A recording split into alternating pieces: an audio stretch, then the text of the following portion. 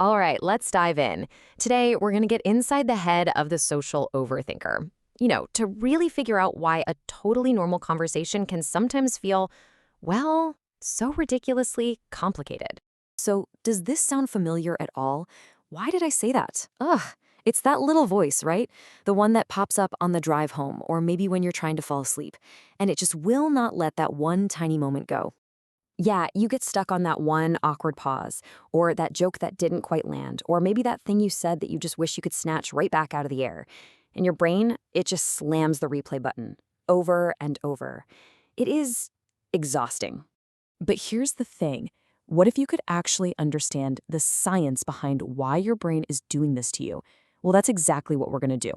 We're going to break down the wiring, the unconscious signals your body is sending, and this is the best part, the actual steps you can take to finally hit stop on that loop. Okay, first up, let's talk about your brain's basic operating system. Because it turns out that feeling of being totally stuck on a thought, it actually starts with the way your brain is wired to handle information right from the get-go. I mean, think about it. A social situation isn't just one task, right? No way. It's a huge multitasking mess. You're trying to listen and think of what to say next, and read their body language, and manage your own feelings, all at the same time. It's this insane cognitive juggling act, and that's exactly where our brain's little quirks start to pop up. So there's actually a name for this. Cognitive psychologists call the mental effort it takes to jump between all those tasks the switch cost. It's literally the price your brain has to pay every single time it changes focus. You know that feeling, right? When you're writing a super professional work email and then you flip over to answer a casual text from a friend. That little pause, that mental gear grinding you feel, that's the switch cost. Now just imagine that same friction happening like dozens of times a minute during a conversation. Okay, and this brings us to a really key idea. It's called attentional inertia. And basically, what researchers have found is that our attention literally has a tendency to get stuck on whatever it was just focused on, even when we're consciously trying our best to move on. So, this is the scientific reason you're still hung up on that weird comment you made 3 minutes ago, even though everyone else has totally moved on. It's that attentional inertia. Your brain's focus is just having a really hard time letting go. Okay, so your brain is getting stuck on the inside. But how does that internal chaos get, well, broadcast to the outside world, often without you even knowing it's happening? The answer is all about the unconscious signals we're constantly sending and receiving. Get this. Your body has its own built-in surveillance system. It's called neuroception. And it's this totally unconscious process where your nervous system is constantly, 24/7, scanning your environment for cues of safety or danger. It happens automatically, way before your conscious brain even gets the memo.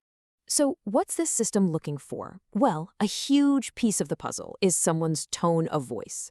And check this out, a staggering 38% of the feeling behind what we say, it doesn't come from the words, it comes from how we say them. And your neuroception system, it picks up on that tone long before your thinking brain has even started to process the actual words. This quote really just nails it. We are feeling creatures who think. We're not thinking creatures who feel. Your body feels the vibe in someone's tone first. The thinking, and yeah, the overthinking, that all comes later when your conscious mind is scrambling to catch up and make sense of what your nervous system already knows. So let's recap. We've got a brain that's prone to getting stuck, and we've got a nervous system that's hardwired to scan for threats. When you put those two things together, boom, you can get a really powerful pattern. So let's dig into the common psychological traits that really feed that overanalyzing loop.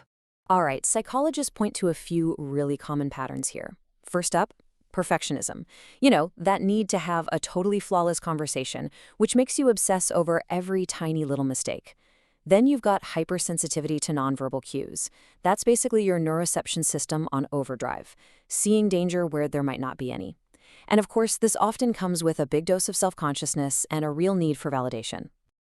And then, on top of all that, you can layer on anxious or depressive tendencies, which kind of tilts your brain toward seeing the negative.